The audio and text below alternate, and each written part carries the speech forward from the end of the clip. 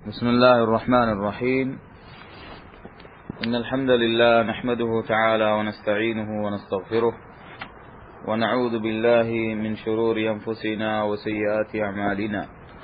من يهده الله فلا مضل له ومن يضلل فلا هادي له، وأشهد أن لا إله إلا الله وحده لا شريك له، وأشهد أن محمدا عبده ورسوله صلى الله عليه وعلى آله وصحبه وسلم.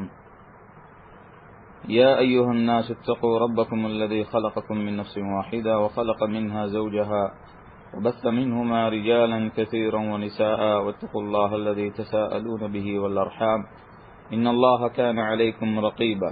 يا أيها الذين آمنوا اتقوا الله حق تقاته ولا تموتن إلا وأنتم مسلمون.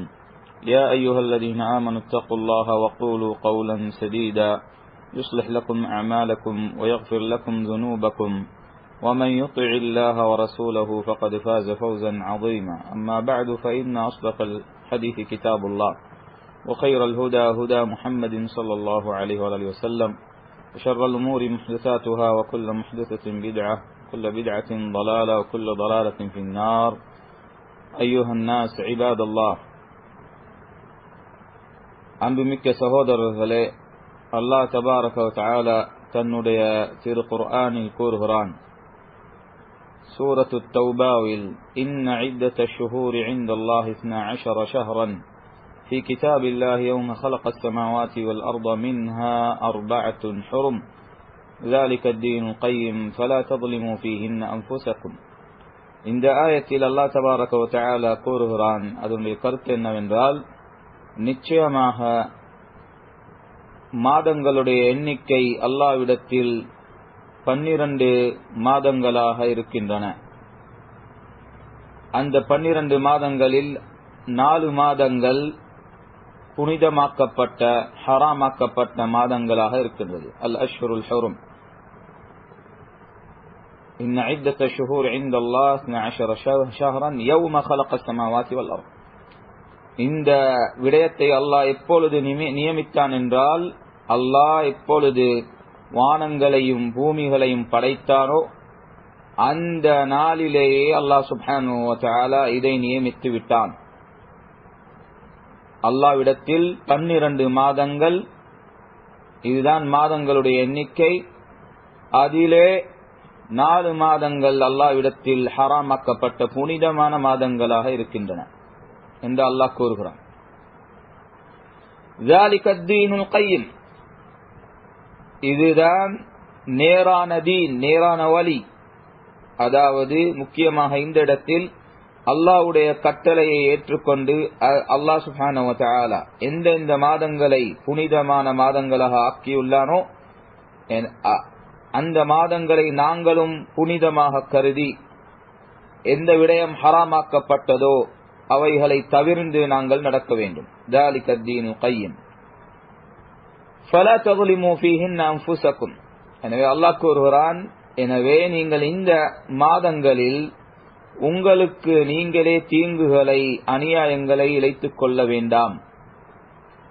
எப்பொழுதும் எந்த மாதத்திலே இருந்தாலும் சரி, எந்த நாளில் இருந்தாலும் சரி, ஒருபோதும் எங்களுடைய ஷரீஅத்து அல்லாஹ் சுப்ஹானஹு வ தஆலா இந்த ஷரீஅத்தில் நாங்கள் எங்களுக்கு தீங்குகளை அநியாயங்களை இழைத்துக் கொள்வதை அனுமதித்தில்லை சுப்ஹானஹு வ தஆலா, மாறாக தடுத்துள்ளான். ஆனால் இந்த புனித 4 மாதங்களில் அல்லாஹ் சுப்ஹானஹு வ தஆலா அதனை உறுதிப்படுத்தி அதிகமாக ஹராமாக்கியுள்ளான். நாங்கள் பாவங்களில் ஈடுபடுவதை அதிகமாக ஹராமாக்கியுள்ளான். ஏனென்றால் இது புனிதமான மாதங்கள். இப்னு கஸீர் அதே போல் மற்றும் சில உலமாக்கள் இந்த மாதங்களில் காபிர்களுக்கு எதிராக நாங்கள் போர்களை ஆரம்பிப்பது தடுக்கப்பட்டுள்ளது என்ற கருத்தில் இருக்கின்றார்கள். அது இன்ஷா அல்லாஹ் சரியான கருத்து. அதே வேளையில் காபிர்கள், முஷ்ரிக்கீன்கள், இணை வைப்போர் முஸ்லிம்களுக்கு எதிராக போர் நடத்தி அவர்களை தாக்குதல் புரிய வந்தால், அதே வேளையில் எங்களுக்கு அவர்களை நிப்பாட்டுவதற்காக வேண்டி, எங்களுக்கு அந்த தீங்கை நிப்பாட்டுவதற்காக வேண்டி, தடுப்பதற்காக வேண்டி போர் இழைக்கலாம். இந்த மாதங்களிலாக இருந்தாலும் சரி. ஆனால் நாங்களே ஆரம்பிப்பதுதான் தடுக்கப்பட்டுள்ளது என்று இந்த உலமாக்களுடைய கருத்து. இதுவும் இந்த மாதங்கள் 4 மாதங்கள் புனிதமான மாதங்கள், ஹராமாக்கப்பட்ட மாதங்கள், அஷ்ஹுருல் ஹுரும் என்பதற்கு ஒரு கருத்து. இதிலே போர் இழுப்பதை ஆரம்பிப்பது தடுக்கப்பட்டுள்ளது.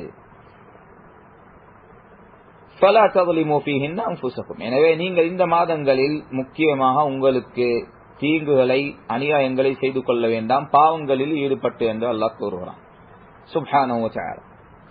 அதேபோல் அபூ பக்ர் நுஃபை பின் ஹாரிஸ் ஸகஃபி என்ற சஹாபி அறிவிக்கக்கூடிய ஹதீஸ் ஸஹீஹ் புகாரிலேயும் முஸ்லிமிலேயும் ரசூலுல்லாஹ் கூறினார், ஹஜ் மாதத்தில் ஹஜ்ஜத்துல் வதா இறுதி ஹஜ்ஜில் யௌமுன் நஹர் 10வது நாளில் பெருநாள் தினத்தில் ரசூலுல்லாஹ் ஸல்லல்லாஹு அலைஹி வஸல்லம் அவர்கள் குத்பா செய்து கூறிய ஒரு விடயம், அலா இன்ன ஸமான கத் இஸ்ததாரக ஹைஅத்திஹி யௌம خلقல்லாஹு ஸமாவாதி வல் அர்த். நிச்சயமாக காலம் எவ்வாறு அல்லாஹ் சுப்ஹானஹு வ தஆலா அந்த காலத்தை வானங்களையும் பூமிகளையும் படைத்த நாளில் அமைத்தானோ அதே நிலைக்கு காலங்கள் திரும்பிவிட்டன என்று ரசூலுல்லாஹ் கூறுகிறார். அஸ்ஸனத்து 12 ஷஹ்ரன், ஒரு வருடம் 12 மாதங்கள். மின்ஹா 4 ஹுருன், அதிலே 4 மாதங்கள் புனிதமாக்கப்பட்ட தடை செய்யப்பட்ட மாதங்கள். 3 முத்தவாலியாத், 3 மாதங்கள். இந்த 4 மாதங்களில் 3 மாதங்கள் தொடர்ந்து வரக்கூடியவை என்று கூறிவிட்டு ரசூலுல்லாஹ் அவைகளை கூறி காட்டுகிறார். துல் ஹிஜ்ஜா, துல் கைதா, துல் ஹிஜ்ஜா, அல் முஹர்ரம். இந்த 3 மாதங்களும் 4 புனிதமாக்கப்பட்ட ஹராமாக்கப்பட்ட மாதங்களில் வரக்கூடிய மாதங்கள். இந்த 3 மாதங்கள் துல் கைதா, துல் ஹிஜ்ஜா, அல் முஹர்ரம். 4வது மாதம் ரஜப், முதர், பைன ஜுமாதா வ ஷஅபான். ஜுமாதா அஸ்ஸானியா, அதே போல் ஷஅபானுக்கும் இடையில வரக்கூடிய ரஜப், இதுதான் 4வது புனிதமாக்கப்பட்ட ஹராமாக்கப்பட்ட மாதம். எனவே இந்த 4 மாதங்கள் துல் கஅதா, துல் ஹிஜ்ஜா, அல் முஹர்ரம், ரஜப் என்ற இந்த 4 மாதங்கள் புனிதமாக்கப்பட்ட மாதங்கள், அஷ்ஹுருல் ஹுரும். அவைகளில் நாங்களே போர்களை ஆரம்பிப்பது தடை செய்யப்பட்டுள்ளது. அதேபோல் நாங்கள் பாவங்களில் ஈடுபடுவது அவைகளை அதிகமாக உறுதிப்படுத்தி தடை செய்யப்பட்டுள்ளது. என்றால் புனிதமான மாதங்கள், அவைகளுடைய புனிதத்தனத்தை நாங்கள் பாதுகாக்க வேண்டும். அல்லாஹ் தபாரக வ தஆலா கூறுகிறான், ذلك ومن يعظم شعائر الله فإنها من تقوى القلوب. அது யார் அல்லாஹ்வுடைய ஷஆயிர், அதாவது இந்த தீனில் வரக்கூடிய தெளிவான அடையாளங்கள், இந்த தீனுக்குரிய தெளிவான அடையாளங்கள், இபாதத்துகள், ஈத் தொழுகைகள், ஜகாத் கொடுப்பது, ஈதுல் அத்ஹா, ஈதுல் ஃபித்ர், உத்ஹியா கொடுப்பது, அதான், அதேபோல் ஜும்ஆ, இந்த மாதிரி ஷஆயிருல்லாஹ், இந்த தீனுடைய அடையாளங்கள், வெளிப்படையான அடையாளங்கள், இவைகளுக்கு இஸ்லாத்தில் ஷஆயிருல்லாஹ் என்று கூறுவார்கள். எனவே இந்த ஷஆயிருல்லாஹ், வெளிப்படையான தெளிவான தீனுக்குரிய அடையாளங்களை யார் இவர் புனிதமாக்கிறாரோ, அவைகளை மகத்துவம் செய்து புனிதமாக்கிறாரோ, அவர் அது என்னத்தை காட்டுறது என்றால் அந்த உள்ளங்களுடைய தக்வாவை காட்டுது என்று அல்லாஹ் கூறுகிறான். எனவே யார் ஒருவர் இந்த மாதத்துகளை புனிதமான மாதங்களாக கருதி அவைகளில் வந்திருக்கக்கூடிய தடைகளை தவிர்த்துக் கொள்கிறாரோ, அவர் இந்த செயல் என்னத்தை காட்டுது என்றால் அவர் தக்வாதாரி என்பதை காட்டுது. அவருடைய உள்ளத்தில் தக்வா இருக்கிறது. அதன் காரணத்தினால் தான் அல்லாஹ் எதனை ஹராமாக்கி புனிதமாக்கியுள்ளானோ அவரும் அதனை புனிதமாக்கி கருதி அவைகள் வந்துள்ள தடைகளை தவிர்த்து கொள்கிறார். நாம் சகோதரர்களே, எனவே இந்த மாதங்கள் ஹராமாக்கப்பட்ட மாதங்கள். இப்னு கஸீர் ரஹிமஹுல்லாஹ் இதற்காக வேண்டி துல் கஅதா, துல் ஹிஜ்ஜா, முஹர்ரம் என்ற இந்த 3 மாதங்கள் அல்லாஹ் புனிதமாக மாதங்களாக ஆக்கியுள்ளான் என்று கூறுகிறார். ஜாஹிலியத்துடைய காலத்தில் கூட அவர்கள் இந்த 4 மாதங்களை புனிதமான மாதங்களாக கருதினார்கள். எனவே இந்த 4 மாதங்களில் ஜாஹிலியா காலத்தில் கூட அடுத்தவர்களுக்கு எல்லைகளை மீறி அடுத்தவர்களை கொலை செய்வதையோ இரத்தங்கள் சிந்துவதையோ தவிர்த்துக் கொள்வார்கள். ஆனால் சில கோத்திரங்கள் முஹர்ரம் மாதத்தை சஃபர் மாதத்தின் பால் பிற்போட்டு சஃபர் மாதத்தை, ஹலாலான மாதத்தை இந்த மாதத்தினுடைய காலத்தில் ஆக்கிக் கொள்வார்கள். அதாவது முஹர்ரம் மாதத்தை ஹலாலாகவும் சஃபர் மாதத்தை ஹராமாகவும் கருதினார்கள். இவர்கள் அல்லாஹ்வுடைய கட்டளைகளை மீறி. எனவே தான் அல்லாஹ் பின்வரக்கூடிய சூரத்து தௌபாவில் வரக்கூடிய ஆயத்தில் கூறுகிறான், இன்னமன் நஸீஉ ஜியாதத்துன் ஃபில் குஃப்ர் யுضல்லு பிஹில் லதீன கஃபரு யஹில்லுனஹு ஆமன் வ யுஹர்ரிமுனஹு ஆமன் லியுவாத்திஉ இத்தத மா ஹர்ரமல்லாஹ் ஃபயுஹில்லு மா ஹர்ரமல்லாஹ். எனவே அவர்கள் இந்த பிதஅத்தை உருவாக்கினார்கள் ஜாஹிலியா காலத்தில். அல்லாஹ்வுக்கு முரணாக அல்லாஹ் இந்த 4 மாதங்களை தான் ஹராமாக்கினான், ஷஹ்ருல்லாஹ் அல் முஹர்ரம். ஜாஹிலியா காலத்தில் சில கோத்திரங்கள் ஷஹ்ருல்லாஹ் அல் முஹர்ரமை ஹலாலாக்கினார்கள். அவர்களுக்கு போர்களை இழைப்பதற்காக வேண்டி, அதே போல் அல்லாஹ்வுக்கு உடன்படுவதற்காக வேண்டி அந்த மாதத்தை சஃபர் மாதத்தில் ஹராமாக்கினார்கள். எனவே அல்லாஹ்வுக்கு முரணாக ஹராமான மாதத்தை ஹலாலாக்கினார்கள், ஹராமான மாதத்தை ஹலாலான மாதத்தை ஹராமாக்கினார்கள். அதன் மூலமாக அவர்கள் வழிகேட்டில் போனார்கள் என்று அல்லாஹ் சுப்ஹானஹு வ தஆலா கூறுகிறார். அல்லாஹ்வுடைய எல்லைகளை மீறினார்கள், இந்த ஒரு பிதஅத்தை உருவாக்கினார்கள் இந்த விடயத்தில் கூட. எனவே அந்த காலத்தில் கூட, ஜாஹிலியா காலத்தில் கூட இந்த மாதங்கள் புனிதமான ஹராமாக்கப்பட்ட மாதங்களாக இருந்தது. காரணம், ஹஜ்ஜுடைய பணிவிடைகளை செயல்களை மக்கள் துல் கஅதால ஆரம்பித்து துல் ஹிஜ்ஜாலையும் பெரும் ஹஜ்ஜுல் அக்பர் தினத்தில் இருந்து மற்ற வரக்கூடிய அனைத்து செயல்களையும் ஒரு பாதுகாப்பான நிலையில், ஒரு சுகமான மகிழ்ச்சியான பாதுகாப்பான நிலையில், போரொன்றும் இல்லாமல் அவர்களை இந்த ஹஜ்ஜுடைய மனாசிக்களை இபாதத்துகளை நிறைவேற்றுவதற்காக வேண்டி அல்லாஹ் சுப்ஹானஹு வ தஆலா இந்த மாதங்களை துல் ஹிஜ்ஜா, துல் கஅதா, துல் ஹிஜ்ஜாவை ஹராமாக்கினான். அதேபோல் ஹஜ்ஜை முடித்துவிட்டு அமைதியாக அவர்களுடைய வீடுகள் பால், நாடுகள் பால் அமைதியாக பாதுகாப்பாக அவர்கள் திரும்ப வேண்டும் என்பதற்காக அல்லாஹ் சுப்ஹானஹு வ தஆலா ஷஹ்ருல்லாஹ் அல் முஹர்ரம், துல் ஹிஜ்ஜா என்ற மாதத்துக்கு பிறகு வரக்கூடிய அல் முஹர்ரம் மாதத்தையும் அல்லாஹ் சுப்ஹானஹு வ தஆலா ஹராமாக்கினான். அந்த ஹஜ்ஜாஜிகள் அவர்களுடைய வணக்க வழிபாடுகளை ஹஜ்ஜில் நிறைவேற்றிவிட்டு மிகவும் பாதுகாப்பான முறையில் சேர்வதற்காக வேண்டி. அதே போல் ரஜப் மாதத்தை அல்லாஹ் ஹராமாக்கினான். அவைகள் நடுவிலே வரக்கூடிய ரஜப் மாதம் வருடத்தில். காரணம், அந்த மாதத்தில் அரபிகள், அதே போல் அல்லாஹ்வுடைய தீனை பின்பற்றக்கூடியவர்கள் உம்ரா செய்வதற்காக வேண்டி அந்த மாதத்தில் வருவதற்காக வேண்டி என்று இமாம் இப்னு கஸீர் ரஹிமஹுல்லாஹ் கூறி காட்டுகிறார். எனவே சகோதரர்களே, இந்த ஆயத்துகளில், இந்த ஹதீஸ்களில் இருந்து நாங்கள் பெறக்கூடிய படிப்பினை என்ன என்றால், எங்களுடைய செயல்களுக்காக இவைகளை நாங்கள் அமுல் செய்ய வேண்டும், எங்களுடைய செயல்பாட்டில் கொண்டு வர வேண்டும் என்றால் இந்த 4 மாதங்களை நாங்கள் புனிதமான மாதங்களாக கருதி, அவைகளை நாங்கள் மகத்துவமான மாதங்களாக கருதி அல்லாஹ்வுக்கும் ரசூலுக்கும் கீழ்ப்பட்டு நடக்க வேண்டும். ஆனால் சில மக்கள் அல் முஹர்ரம் என்ற மாதத்தின் முதல் நாள் வந்துவிட்டால் அவர்கள், இது எங்களுடைய பெருநாள், இது புதிதான வருடம், அந்த வருடத்தில் எங்களுடைய முதல் நாள் பெருநாளாக எடுத்துக் கொள்கிறார்கள். அதிலே அவர்கள் பெருநாள் கொண்டாடுகிறார்கள். இது தவறு. அதனால்தான் சில மடையர்கள் அறிவின்மைத்தன்மையாக அந்த முதல் நாளில் அவர்கள் இபாதத்துகளை நிறைவேற்றுவதில் மிக ஆர்வம் காட்டுவார்கள். இது தவறு. அல்லாஹ் குர்ஆனிலோ சுன்னாவிலோ ஸலஃபு ஸாலிஹீன்களை தொற்றோ இந்த நாளிலே நாங்கள் முக்கியமாக குறிப்பாக இபாதத்துகளை நிறைவேற்ற வேண்டும் என்று ஒருபோதும் வந்தில்லை.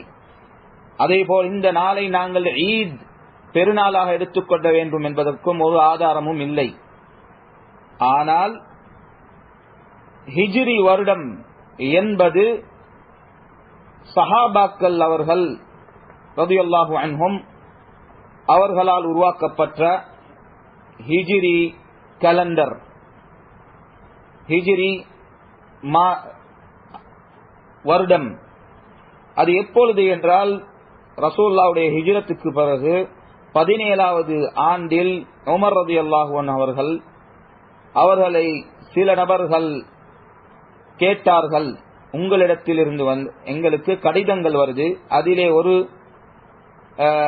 டேட்டும் அதிலே தாரீக் இல்லாமல் வருகிறது, ஒரு நாளும் அதனுடைய வருடமோ மாதமோ நாளோ குறிப்பிடாமல் அந்த கடிதங்கள் எங்களை வந்தடைகிறது என்று அபூ மூஸா அஷ்அரி ரலியல்லாஹு அன்ஹு உமர் ரலியல்லாஹு அன்ஹு அவர்களுக்கு எழுதினார். அதேபோல் இன்னும் சில ரிவாயத்துகளில் சில ஆசார்களில் யமன் நாட்டிலிருந்து சில நபர்கள் உமர் ரலியல்லாஹு அன்ஹு அவர்களிடத்தில் வந்து அந்த யமன் நாட்டில் நடைபெறக்கூடிய இந்த கேலண்டர் தாரீக் அதை பற்றி அவருக்கு அறிவித்த போது, ஆம் அது நல்லம், எனவே நாங்களும் இந்த வருடத்தை உருவாக்குவோம் என்று இந்த கேலண்டரை உமர் ரலியல்லாஹு அன்ஹு அவர்கள் சஹாபாக்களுடைய ஆலோசனையோடு உருவாக்கினார் ரலியல்லாஹு அன்ஹு. அந்த வேளையில் ஆலோசனை செய்த போது அலி, உஸ்மான், அதேபோல் உமர் ரலியல்லாஹு அன்ஹு அவர்களுடைய ஆலோசனை என்னவாக இருந்தது என்றால், நாங்கள் வருடத்தில் ஆரம்பத்தை ஷஹருல்லா அல் முஹர்ரம் என்ற மாதத்திலிருந்து ஆரம்பிப்போம் என்று அவர்கள் ஒன்று கூடி முடிவெடுத்தார்கள். அந்த காலத்திலிருந்துதான் இந்த ஹிஜ்ரி வருடம் ஆரம்பித்தது. அது எப்பொழுது என்றால் உமர் ரலியல்லாஹு அன்ஹு அதேபோல் அலி ரலியல்லாஹு அன்ஹு அவர்கள் ரசூலுல்லாஹ்வுடைய ஹிஜ்ரத்திலிருந்து நாங்கள் அந்த கலண்டரை உருவாக்குவோம் என்று கூறினார்கள். அதிலே உடன்பட்டார்கள். அதைதான் ஸஹல் இப்னு ஸஅத் ரலியல்லாஹு அன்ஹு என்ற சஹாபி ஸஹீஹ் புகாரிலே வருகிறது போல் அறிவிக்கிறார், ما عدوا من مبعث النبي صلى الله عليه وسلم ولا من وفاته ما عدوا إلا من مقدمه المدينة. இந்த ஹிஜ்ரி ஆண்டை வருடத்தை சஹாபாக்கள் ரசூலுல்லாஹ் நபியாக அனுப்பப்பட்ட இருந்த காலத்திலிருந்தோ இல்லாவிட்டால் ரசூலுல்லாஹ் மரணித்த வருடத்திலிருந்தோ அவர்கள் கருதவில்லை, எண்ணவில்லை. மாறாக ரசூலுல்லாஹ் எந்த காலத்தில் மதீனாவை வந்து அடைந்தாரோ, ஹிஜ்ரத் செய்து வந்து அடைந்தாரோ, அந்த காலத்தை அடிப்படையாக வைத்துத்தான் சஹாபாக்கள் இந்த ஹிஜ்ரி கேலண்டரை கருதினார்கள் என்று ஸஹீஹ் புகாரில் ஸஹல் இப்னு ஸஅத் ரலியல்லாஹு அன்ஹு அவர்கள் இமாம் அல் புகாரியுடைய அந்த தலைப்பு பாபு தாரீக், வரலாறு என்ற அந்த தாரீக், அதாவது டேட் கேலண்டர் என்ற ஒரு தலைப்பை போட்டு இமாம் அல் புகாரி ரஹிமஹுல்லாஹ் கூறுகிறார். எனவே சகோதரர்களே, இந்த வகையில் தான் இந்த ஹிஜ்ரி என்ற வருடம் ஆரம்பித்தது. சஹாபாக்கள் ஏகோபித்து முடித்த ஒரு முடிவு உமர் ரலியல்லாஹு அன்ஹு அவர்களுடைய காலத்தில் சஹாபாக்களுடைய ஆலோசனையோடு. காரணம், நசாராக்கள் ஈசா ரலியல்லாஹு அன்ஹு அவர்களுடைய அவர் எந்த வருடத்தில் பிறந்தாரோ அந்த வருடத்தை அடிப்படையாக வைத்து அவர்கள் அவர்களுடைய கேலண்டரை அமைத்துக் கொண்டார்கள். அவர்களுடைய இந்த மீலாத் அல் ஆம் அல் மீலாதி என்று அரபியில் கூறுகிறார்கள். இந்த வருடத்தை அவர்கள் அந்த அம்சத்தை அடிப்படையாக வைத்து அமைத்துக் கொண்டார்கள். எனவே உமர் ரலியல்லாஹு அன்ஹு அவர்களும் சஹாபாக்களும் அவர்களுக்கு முரணாக, ஏனென்றால் ரசூலுல்லாஹ் எத்தனையோ ஹதீஸ்களில் நீங்கள் யஹூதுகளுக்கும் நசாராக்களுக்கும் முஷ்ரிக்கீன்களுக்கும் முரணாக நடந்து கொள்கிறீர்கள் என்று ரசூலுல்லாஹ் கூறியுள்ளார். எத்தனையோ ஹதீஸ்களில், எத்தனையோ விடயங்களில். அதனால் தான் சஹாபாக்கள் இவர்களுக்கு முரணாக இந்த ஹிஜ்ரி வருடத்தை ஆரம்பித்தார்கள். ஏற்கனவே இந்த மாதங்கள் குர்ஆனிலும் சுன்னாவிலும் உறுதிப்படுத்தப்பட்டிருக்கிறது என்று நாங்கள் பார்த்தோம் அதற்கான ஆதாரங்களை. ஆனால் இந்த ஹிஜ்ரி என்ற வருடங்களை இந்த சஹாபாக்கள் அவர்கள் ஏகோபித்த ஒரு முடிவில் தான் வெளிவந்தது என்பதை நாங்கள் அறிந்து கொள்ள வேண்டும். எனவே இதனை ஒருபோதும் அல்லாஹ்வோ ரசூலோ சஹாபாக்களோ எங்களுக்கு பெருநாளாக அமைக்கவில்லை. எனவே அந்த நாளில் இந்த ஷஹருல்லாஹ் அல் முஹர்ரமில் முதல் நாளில் நாங்கள் பெருநாளாக கொண்டாடுவதோ இல்லாவிட்டால் அவைகளில் நாங்கள் பெருநாள் வாழ்த்துக்களை சொல்லிக் கொள்வதோ இவைகள் ஒன்றும் சஹாபாக்களை தொன்றும் ரசூலுல்லாஹை தொற்றும் வரவில்லை. நாங்கள் எங்களை பிதஅத்துகளிலிருந்தும் முரண்பாடுகளிலிருந்தும் பாதுகாத்துக் கொள்ள வேண்டும் சகோதரர்களே. இதுதான் எங்களுடைய கடமை. ஆனால் அதே வேளையில் ரசூலுல்லாஹ் ஸல்லல்லாஹு அலைஹி வஸல்லம் அவர்கள் இந்த ஷஹருல்லாஹ் அல் முஹர்ரம் என்ற மாதத்தில் நாங்கள் செய்ய வேண்டிய சில முக்கியமான இபாதத்துகளை எங்களுக்கு வழிகாட்டியுள்ளார். அதிலே அபூ ஹுரைரா রাদিয়াল্লাহு அன்ஹு அவர்கள் அறிவிக்கக்கூடிய ஹதீஸ் சஹீஹ் முஸ்லிமிலே வரக்கூடிய ஹதீஸ். ரசூலுல்லாஹ் கூறுகிறார் ஸல்லல்லாஹு அலைஹி வஸல்லம், அஃதலுஸ் ஸியாம் பஅத ரமதான் ஷஹருல்லாஹில் முஹர்ரம் வ அஃதலுஸ் ஸலாத் பஅதல் ஃபரீதா ஸலாத்துல் லைல். ரமதான் மாதத்துக்கு வரக்கூடிய பிறகு வரக்கூடிய நோன்புகளிலே சிறந்த மாதம் அல் முஹர்ரம், அல்லாஹ்வுடைய மாதமான முஹர்ரம் மாதம் என்று ரசூலுல்லாஹ் கூறுகிறார். அதேபோல் கட்டாயப்படுத்தப்பட்ட 5 வேளை தொழுகைகளுக்கு பிறகு வரக்கூடிய மிகவும் சிறந்த தொழுகை கியாமுல் லைல், இரவு தொழுகை என்று ரசூலுல்லாஹ் கூறுகிறார். எனவே இந்த மாதம் ரமதான் மாதத்துக்கு பிறகு வரக்கூடிய மாதங்களிலே நோன்பு பிடிப்பதற்கு மிகவும் சிறந்த மாதம். எனவே அதிகமாக இந்த மாதத்தில் நோன்பு பிடிப்பதுதான் எங்களுக்கு ரசூலுல்லாஹ் காட்டி தந்த வழிமுறை. அதேபோல் இந்த மாதத்தில் வரக்கூடிய இன்னும் ஒரு புனிதமான நாள் ஆஷூரா நாள். அந்த நாளிலும் குறிப்பாக நோன்பு பிடிப்பதை நாங்கள் ஆர்வம் காட்டி உறுதியாக நோன்பு பிடிப்பதை ஆக்கிக் கொள்ள வேண்டும். அதனை ரசூலுல்லாஹ் எத்தனையோ ஹதீஸ்களில் உறுதிப்படுத்தியுள்ளார். மாறாக ரமதான் மாதம் கட்டாயப்படுத்த முன்னே ஆஷூரா தினத்தில் நோன்பு பிடிப்பதுதான் கட்டாய கடமையாக இருந்தது. அதனை ஆயிஷா রাদিয়াল্লাহு அன்ஹா அவர்களுடைய ஹதீஸில் சஹீஹ் புகாரிலேயும் முஸ்லிமிலேயும் கூறி காட்டுகிறார். குரைஷ் நபர்கள் ஜாஹிலியா காலத்தில் ஆஷூரா தினத்தில் நோன்பு பிடித்து வந்தார்கள். எனவே ரசூலுல்லாஹ் ஸல்லல்லாஹு அலைஹி வஸல்லம் அவர்களும் அதே காலத்தில் நோன்பு பிடித்துக் கொண்டிருந்தார்கள். அவர்கள் ஹிஜ்ரத் செய்து மதீனாவின் பால் போன போது ரசூலுல்லாஹ் தொடர்ந்தும் நோன்பு பிடித்தார்கள். அதனை நோன்பு பிடிக்குமாறு மக்களுக்கு ஏவினார்கள், முஸ்லிம்களுக்கு. அதே வேளையில் ரமதான் மாதம் நோன்பு பிடிப்பதற்கு கட்டாயப்படுத்திய போது ரசூலுல்லாஹ் கூறினார், மன் ஷாஅ ஸாமஹு வ மன் ஷாஅ தரக. யார் ஆஷூரா தினத்தை நோன்பு பிடிக்க நாடுகிறாரோ அவர் பிடிக்கட்டும். அதேபோல் யார் நோன்பு பிடிக்காமல் இருக்க நாடுகிறாரோ அவர் பிடிக்காமல் இருக்கட்டும் என்று ரசூலுல்லாஹ் கூறி காட்டினார். எனவே இந்த ஹதீஸ் நாசிகாக மாறுது. அதாவது ஆஷூரா தினத்தில் கட்டாயப்படுத்தப்பட்ட அந்த நோன்பு இந்த ஹதீஸின் மூலமாக ரமதான் மாதத்துக்கு பிறகு முஸ்தஹப்பான ஒரு அம்சமாக மாறுது, மன்சூக் செய்யப்பட்டு. இது சஹீஹ் புகாரி முஸ்லிமில் வரக்கூடிய ரிவாயத்து. அதேபோல் ரசூலுல்லாஹ் இந்த நாளில் நோன்பு பிடிக்குமாறு ஏவுவதற்கு காரணம் என்ன, அதனுடைய ஞானம் என்ன, அதனுடைய ஃபாயிதா என்ன, எதற்காக வேண்டிய ரசூலுல்லாஹ் ஆஷூரா தினத்தில் நாங்கள் நோன்பு பிடிக்க வேண்டும் என்று ஏவினார், அதையும் இப்னு அப்பாஸ் রাদিয়াল্লাহு அன்ஹு அவர்கள் அறிவிக்கிறார்கள். இந்த ரிவாயத்தும் சஹீஹ் புகாரி முஸ்லிமில் வருகிறது. ரசூலுல்லாஹ் மதீனாவுக்கு ஹிஜ்ரத் செய்து போகும்போது யஹூதுகள் இந்த நாளில் ஆஷூரா தினத்தில், ஆஷூரா தினம் 10வது நாள், முஹர்ரம் மாதத்தின் 10வது நாள். அதனால் தான் நாங்கள் ஆஷூரா என்று கூறுகிறோம். ஆஷுர் 10வது என்ற அந்த சொல்லில் எடுக்கப்பட்ட சொல் ஆஷூரா. எனவே யஹூதுகளை ரசூலுல்லாஹ் நோன்பு பிடிக்கக்கூடியவர்களாக கண்டார். எனவே யஹூதிகளை ரசூலுல்லாஹ் கேட்டார் அவர்களிடத்தில், இந்த நாளில் நீங்கள் எதன் காரணத்தினால் நோன்பு பிடிக்கிறீர்கள் என்று. அப்பொழுது அவர்கள் பதிலாக கூறினார்கள், யஹூதுகள், இந்த தினம் மகத்துவமான ஒரு தினம். இந்த தினத்தில் தான் அல்லாஹ் சுப்ஹானஹு வ தஆலா மூசாவையும் அவரை பின்பற்றக்கூடிய அவருடைய மக்களையும் பாதுகாத்தான், காப்பாற்றினான். அதே வேளையில் ஃபிரௌனையும் அவனுடைய கூட்டத்தையும் அழித்தான் சுப்ஹானஹு வ தஆலா.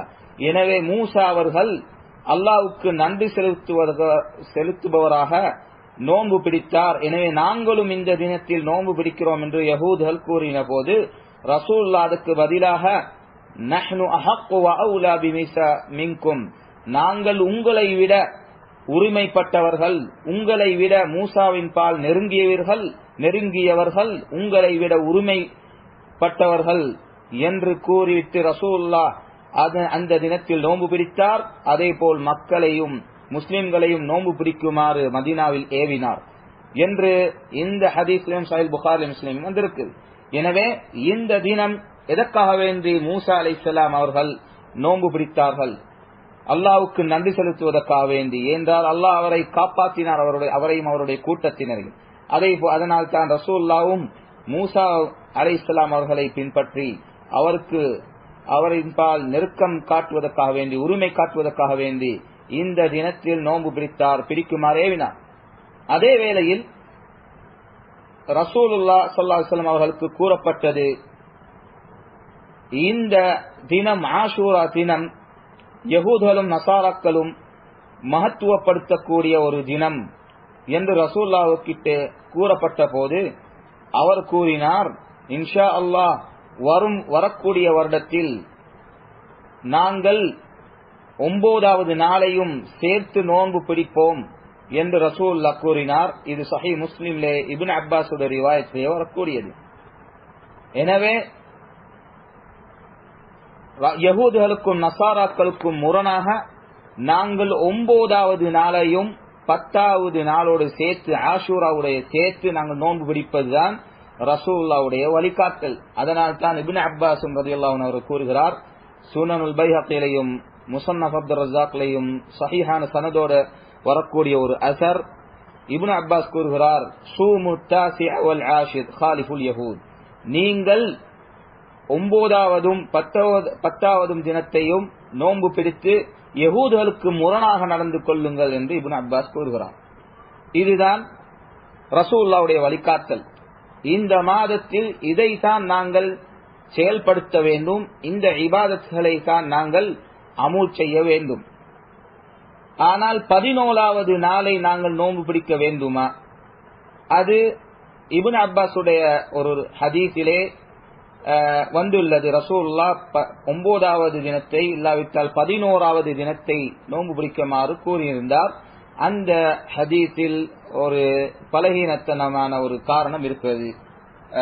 2 நபர்கள், பலகீனமான நபர்கள் அந்த அறிவிப்பாளர்கள் இருப்பதன் காரணத்தினால் இந்த ஹதீஸ் தஈஃபான ஹதீஸ். எனவே எங்களுக்கு மேலான அம்சம் சஹீஹ் முஸ்லிம்லே வருவது போல் 9வது தினத்தையும் 10வது தினத்தையும் நாங்கள் நோன்பு பிடிப்பது, இதுதான் எங்களுடைய கடமை சகோதரர்களை. அதுவும் முஸ்தஹப் தான், கட்டாய கடமை இல்லை, ஆனால் முஸ்தஹப்பானது.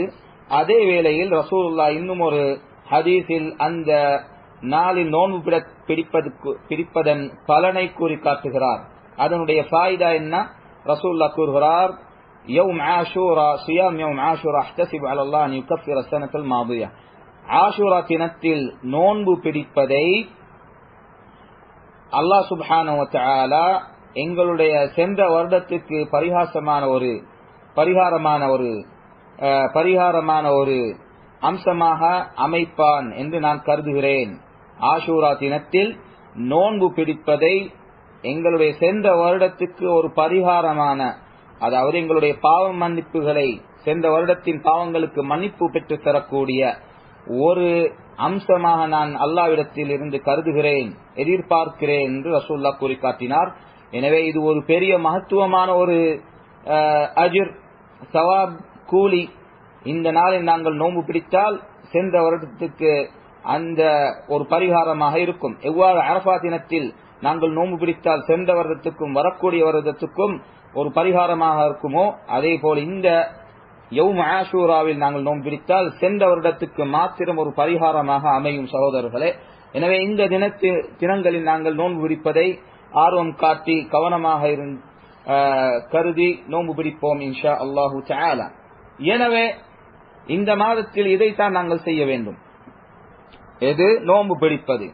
அவைகள் அல்லாமல் பித்அத்தாக நாங்கள் அதாவது புது வருடம் என்று கொண்டு அதற்காக வேண்டி ரொட்டி சுடுவதும், அதற்காக வேண்டி சாப்பாடுகளை அமைப்பதும், அதற்காக வேண்டி வாழ்த்துகளை அங்கே இங்கே நாங்கள் எழுதி அனுப்புவதும், இவைகள் ஒன்றும் ரசூலுல்லாஹ்வுடைய சுன்னாவில் இருந்தோ சஹாபாக்களுடைய வழிகள் இருந்தோ வராத அம்சங்கள்.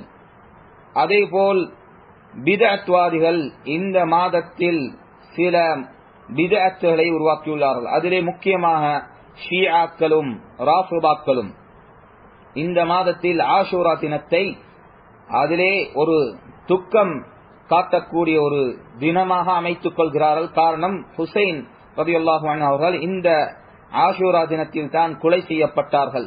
எனவே அவர்கள் ஒப்பாரி வைத்து துக்கத்தை காட்டி அழுது அவர்களுடைய உடுப்புகளை பித்து அதேபோல் இந்த மாதிரி அட்டகாசங்களை அவர்கள் செய்து கொள்வார்கள். அவர்களை இரத்தங்களை செய்து வெட்டி கொள்ளலாம். இந்த மாதிரி அட்டகாசங்களை செய்யக்கூடியவர்கள் தான் இந்த நாளில் ராஃபிதாக்களும் ஷியாக்களும்.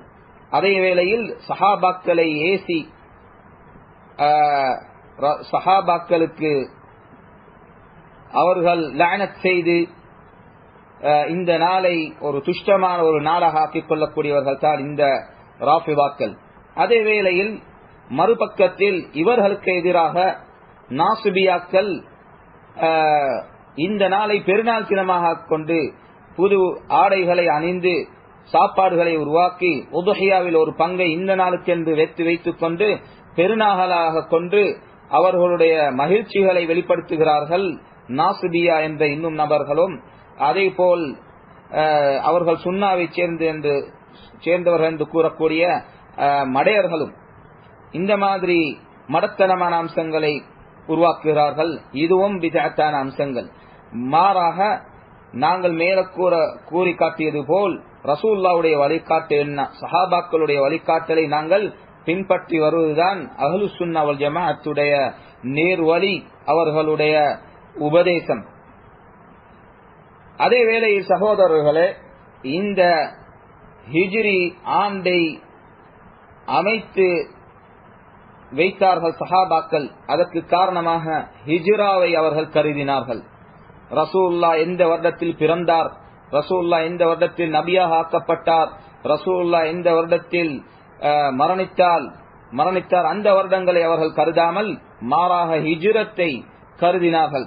எனவே இந்த ஹிஜ்ரத் என்ற அம்சம் முக்கியமான ஒரு அம்சமாக இருக்கின்றது.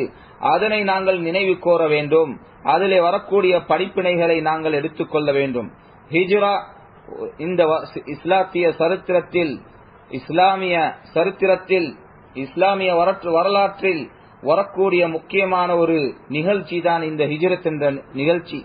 அந்த ஹிஜ்ரா ரசூலுல்லாஹ் ஸல்லல்லாஹு அலைஹி வஸல்லம் அவர்களுக்கு மிகவும் விருப்பமான நாடான பிரதேசமான மக்காவை விட்டுவிட்டு அல்லாஹ்வுக்காக வேண்டி முஷ்ரிக்கீன்கள் காபீர்களுடைய நோவினையை தாங்க முடியாமல், அவர்களுடைய நோவினைகளை தாங்க முடியாமல் ரசூலுல்லாஹ் ஸல்லல்லாஹு அலைஹி வஸல்லம் அவர்கள் அல்லாஹ்வுடைய அனுமதியை கொண்டு ஹிஜ்ரத் செய்து மக்காவை விட்டுவிட்டு மதீனாவின் பால் போனார். அந்த வேளையில் அந்த வருடத்தில் தில்ஹிஜ்ஜா என்ற மாதத்தில் அன்சார்கள் மதீனாவிலிருந்து ஹஜ் செய்ய வந்து ரசூலுல்லாஹ்வோடு பைஅத் எடுத்து உடன்பட்டார்கள், ரசூலுல்லாஹ்வுக்கு பாதுகாப்பு கொடுப்பார்கள் என்று. அந்த வேளையில் இந்த முஹர்ரம் மாதத்தில் தான் ரசூலுல்லாஹ் அந்த நியத்தை உறுதிப்படுத்தினார் ஹிஜ்ரத் செய்வதற்காக வேண்டி.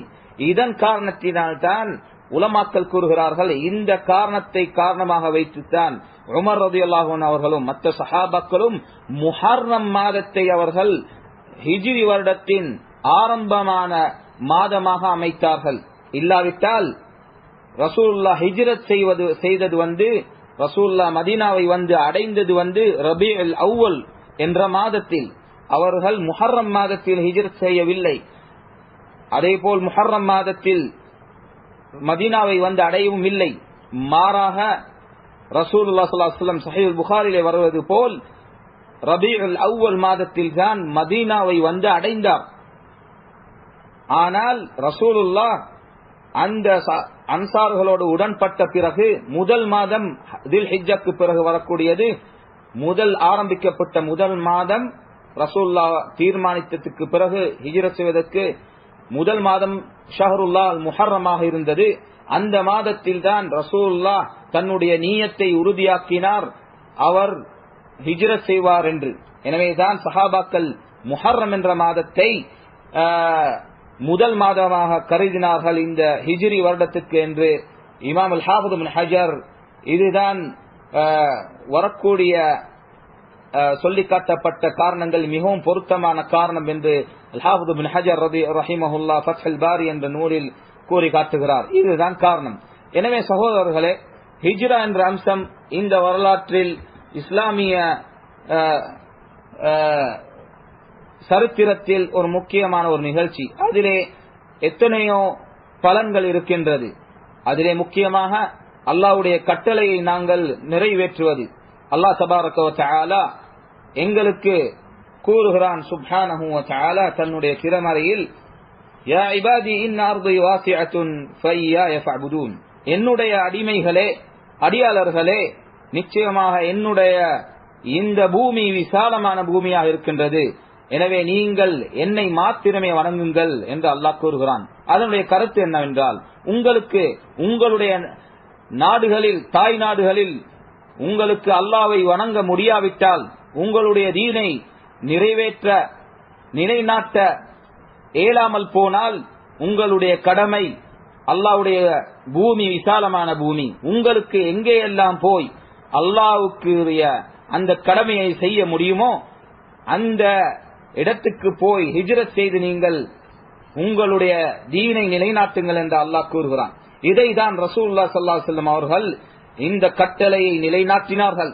அந்த பூமி அல்லாஹ்வுக்கு மிகவும் விருப்பமான பூமி, மக்கள் ஹஜ் செய்யக்கூடிய பூமி, ஹராமாக்கப்பட்ட அந்த புனித பூமி மக்கா, அதை விட்டு கூட ரசூலுல்லாஹி ஸல்லல்லாஹு அலைஹி வஸல்லம் அவர்கள் ஹிஜ்ரத் செய்து போகக்கூடியவராக இருக்கிறார்கள் என்றால் நாங்கள் யார் சகோதரர்களே?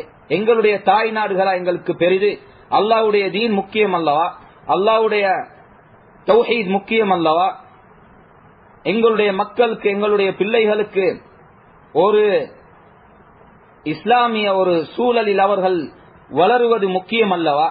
இதனையெல்லாம் நாங்கள் புறக்கணித்து காபிர்களுக்கு மத்தியில் வாழுவதை நாங்கள் பொருந்திக் கொண்டிருக்கிறோம்.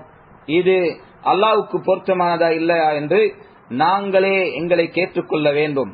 உண்மையிலேயே நாங்கள் எங்களுக்கு உண்மையாக நடந்து கொண்டால், நாங்கள் எங்களுக்கே உண்மையாளவர்களாக இருந்தால் எங்களை நாங்கள் ஏமாற்றிக் கொள்ள மாட்டோம். எப்பொழுது எங்களுக்கு எங்களுடைய தீனை, அல்லாஹ்வுக்கான கடமையை, எதற்காக அல்லாஹ் சுப்ஹானஹு வ தஆலா எங்களை படைத்தானோ அதனை எங்களுக்கு ஒரு இடத்தில் நிறைவேற்ற முடியாமல் இருக்கிறதோ அந்த இடத்திலிருந்து நாங்கள் வெளியாகுவதுதான் எங்களுடைய புத்திசாலித்தனம். ஆனால் மக்களோ இந்த நாட்களில் இந்த அம்சத்திலிருந்து, அதனை விளங்கிக் கொள்வதிலிருந்து வெகு தூரம் இருக்கிறார்கள். காரணம், அவர்களுடைய பூமி தான் புனிதமான பூமி. அதிலே தான் அவர்களுக்கு வாழ முடியும். அதிலே தான் அவர்களுடைய சொத்துகள், பணங்கள், கடைகள் இருக்கின்றது. அவர்களுடைய குடும்பங்களை அவர்களுக்கு விட்டு வெளியாக முடியாது. அந்த சுகங்கள் அவர்களுக்கு வேண்டும் என்பது அதிகமான மக்களுடைய நிலைப்பாடாக இருக்கின்றது. அதே வேளையில் சில சகோதரர்கள் உண்மையாக அல்லாஹ்வுக்கு உண்மையாக நடந்து கொள்ளக்கூடிய, இஹ்லாஸாக நடந்து கொள்ளக்கூடிய சகோதரர்களும் இருக்கிறார்கள். அவர்களுக்கு வசதி இல்லை அந்த நாடுகளை விட்டு வெளியாகுவதற்கு. அவர்களுக்கு நிச்சயமாக அல்லாஹ் சுப்ஹானஹு வ தஆலா ஒரு வழியை வைப்பான். எப்பொழுது அவர்களுடைய நியத்து, அவர்களுடைய நோக்கம் நேரான உண்மையான நோக்கமாக இருக்கிறது, அவர்களுக்கு அல்லாஹ் சுப்ஹானஹு வ தஆலா நிச்சயமாக அதனை நிறைவேற்றிக் கொடுப்பான். அவர்களுடைய பிள்ளைகளை காப்பாற்றுவான், அவருடைய மனைவி மக்களை காப்பாற்றுவான். ஒரு முஸ்லிம் சூழலை அவர்களுக்கு அல்லாஹ் சுப்ஹானஹு வ தஆலா உருவாக்கி கொடுப்பான். அல்லாஹ் தபாரக வ தஆலா இந்த ஹிஜ்ராவுடைய அம்சத்தை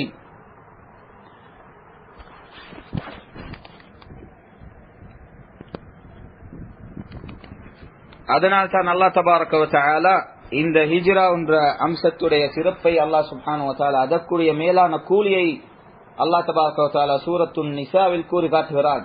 வமன் யுஹாஜிர் في سبيل الله يجد في الأرض مراغما كثيرا وسعة ومن يخرج من بيته مهاجرا إلى الله ورسوله ثم يدركه الموت فقد وقع أجره على الله وكان الله غفورا رحيما. عند الله கூறுகிறான் சுப்ஹானஹு வ தஆலா, யாரொருவர் அல்லாஹ்வுடைய பாதையில் ஹிஜ்ரா நோக்கத்தை வைத்து வெளியாகி போகிறாரோ, யஜித் ஃபில் அர்தி முராகமன் கஸீரன் வஸா, அவர் நிச்சயமாக, இது அல்லாஹ்வுடைய வாக்குறுதி, அல்லாஹ்வுடைய பூமியில் முராகமன் கஸீரன், அவர் பாதுகாப்பு பெறக்கூடிய இடங்களை காணுவார். வஸா, அதேபோல் அவருடைய ரிஸ்கில் ஒரு பரக்கத்தை, அல்லாஹ் அவருடைய ரிஸ்கை விசாலமாக்கி கொடுப்பான் என்று அல்லாஹ் சுப்ஹானஹு வ தஆலா இந்த ஆயத்தில் வாக்குறுதி கொடுக்கிறான். சகோதரர்களே, அல்லாஹ் அவனுடைய வாக்கை மீறுவானா? எதற்காக வேண்டி நாங்கள் ரிஸ்குக்கு பயப்பட வேண்டும்? எதற்காக வேண்டி நாங்கள் எங்களுடைய தீனை நிலைத்தாக நாட்டுவதற்காக வேண்டி முஸ்லிம்களுடைய நாட்டுக்கு போகாமல் இருப்பதை போவதை பின்போட்டு நாங்கள் தயங்க வேண்டும்? அல்லாஹ் சுப்ஹானஹு வ தஆலா எங்களுக்கு வாக்குறுதி தருகிறான். அவன் ஒருபோதும் அவனுடைய வாக்கை மீறமாட்டான் சுப்ஹானஹு வ தஆலா. இதைதான் ரசூலுல்லாஹும் அவருடைய சஹாபாக்களும் ஹிஜ்ரத் செய்து போன போது கண்டார்கள். மதீனாவில் ஹிஜ்ரத் செய்து போன போது அல்லாஹ் சுப்ஹானஹு வ தஆலா இஸ்லாமிய ஒரு ஆட்சியையே உருவாக்கினான். அந்த வேளையில் முஹாஜிரீன்களும் அன்சாரர்களும் ஒன்று கூடினார்கள், சகோதரர்களாக மாறினார்கள். அது மட்டுமல்ல, ரசூலுல்லாஹ் அவர்களுக்கு மத்தியில் சகோதரத்துவத்தை உருவாக்கினார். எந்த அளவுக்கு என்றால், ஒரு அன்சாரி மரணித்து போனால் அவருடைய சொத்தை முஹாஜிரி வாரிசாக எடுக்கக்கூடியவராக இருந்தார். அந்த அளவுக்கு அவர்களுக்கு மத்தியில் சகோதரத்துவம் வந்தது. எனவே இவைகள் அனைத்தும் ஹிஜ்ரத்துடைய பலனை காட்டுது. அந்த அளவுக்கு அல்லாஹ் சுப்ஹானஹு வ தஆலா இஸ்லாமிய ஒரு ஆட்சியை மதீனாவில் உருவாக்கினான் ஹிஜ்ரத்துக்கு பிறகு. அதேபோல் சஹாபாக்களுடைய அந்த பலன் அதிகரித்தது, எண்ணிக்கை கூடிக்கொண்டு போகினது. அதற்கு பிறகு சஹாபாக்கள் ஒன்று கூடினார்கள், முஹாஜிரீன்களும் அன்சார்களும் ரசூலுல்லாஹ் கிட்டே பைஅத் செய்தார்கள். அதேபோல் முஷ்ரிக்கீன்களுக்கு எதிராக போர்களை நடத்தினார்கள், யஹூதுகளுக்கு எதிராக, நசாராக்களுக்கு எதிராக போர்களை நடத்தினார்கள். எனவே அவர்களுடைய ஆட்சி விசாலமானதாகியது, எல்லைகளை கடைந்து போனது. அத்தனையோ நாடுகளை அவர்கள் திறந்தார்கள், வெற்றி பெற்றார்கள்.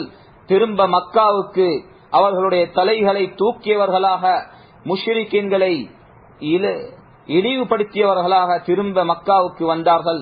ஹஜ் செய்தார்கள், உம்ரா செய்தார்கள், பாதுகாப்பானவர்களாக. இவைகள் அனைத்தும் அதற்கு காரணமாக ஹிஜ்ரத் தான் காரணமாக இருந்தது. எனவே ஹிஜ்ரத் என்ற அம்சம் ஒரு மேலான ஒரு அம்சம். அதனால் தான் ரசூலுல்லாஹ் கூறுகிறார், அல் ஹிஜ்ரா தஹ்திமு மா கப்லஹா. ரசூலுல்லாஹ் கூறுகிறார், ஹதீஸ் அம்ர் இப்னு ஆஸ் சஹீஹ் முஸ்லிமில் வரக்கூடிய ஹதீஸ், நிச்சயமாக ஹிஜ்ரத் என்ற அம்சம், யார் ஒரு ஹிஜ்ரத் செய்கிறாரோ அவர் அந்த ஹிஜ்ரத் அவர்களுடைய முற்பாவங்கள் அனைத்தையும் அழித்துவிடும், பாவ மன்னிப்பு பெற்றுத்தரும் ஒரு பரிகாரமாக இருக்கும் என்று ரசூலுல்லாஹ் கூறுகிறார். எனவே சகோதரர்களே, இந்த ஹிஜ்ரா என்ற அம்சம் ஒரு மேலான ஒரு அம்சம்.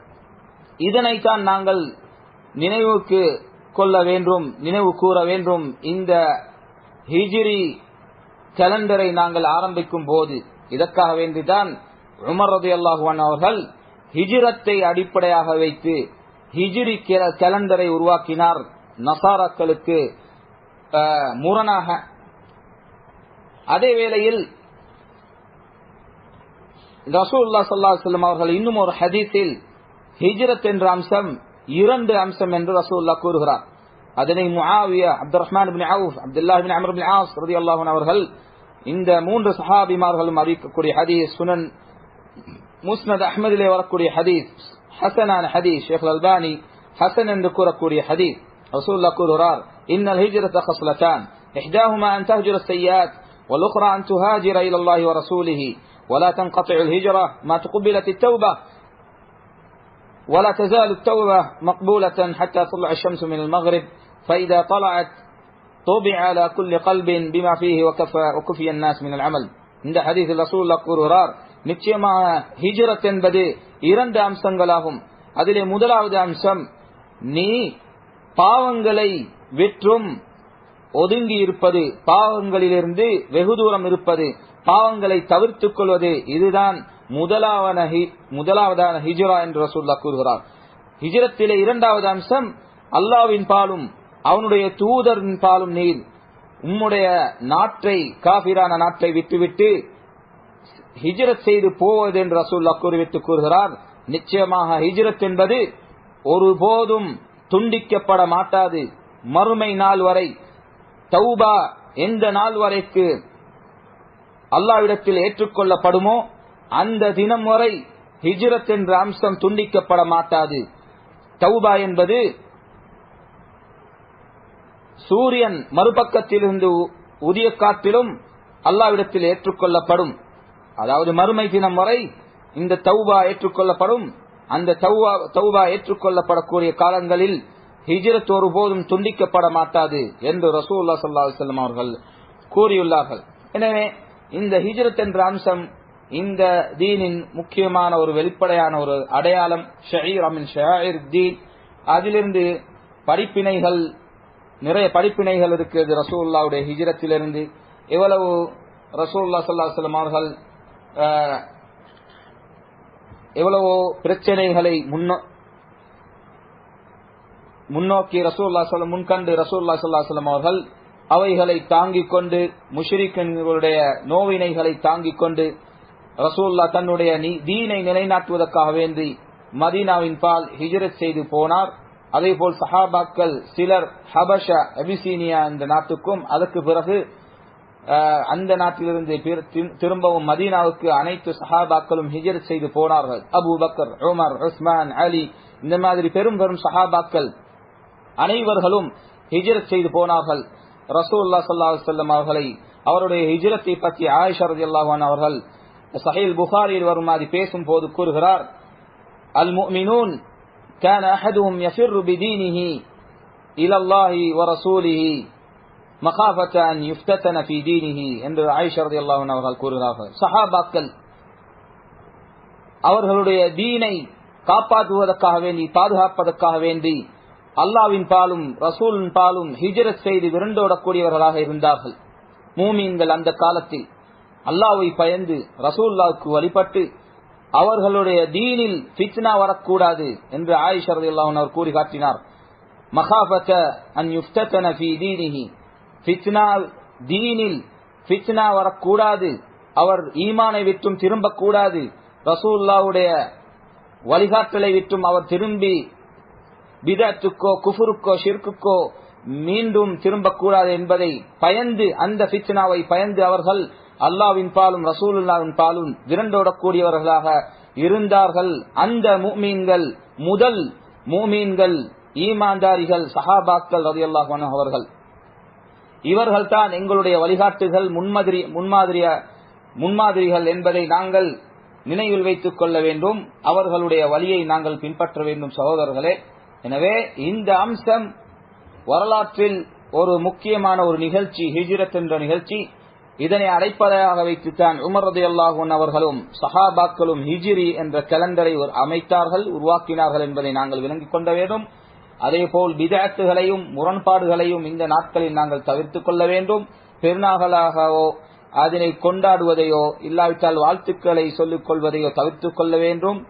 இந்த ஹிஜ்ரி கலண்டரில் ஆரம்ப தினத்தில் மாறாக எங்களுக்கு அல்லாஹ் ரசூலுல்லாஹ் காட்டி தந்த வழிமுறை, இந்த மாதத்தில் முஹர்ரம் மாதத்தில் நாங்கள் நோன்பு பிடிப்பது, முக்கியமாக ஆஷூரா தினத்திலும் அதே போல 9வது தினத்திலும் நோன்பு பிடிப்பது, இந்த ஹராமாக்கப்பட்ட புனித மாதங்களை நாங்கள் மகத்துவம் செய்வது, இதுதான் எங்களுடைய கடமை. அவைகளை நிறைவேற்றுவதற்கு அல்லாஹ் சுப்ஹானஹு வ தஆலா எங்களுக்கும் உங்களுக்கும் ரஹ்மத் செய்து அல்லாஹ் எங்களுக்கு எப்பொழுதும் உதவியாக இருக்க வேண்டும் என்று நான் கேட்டுக்கொண்டு இந்த மஜ்லிஸை சபையை முடித்துக் கொள்கிறேன். والله أعلم.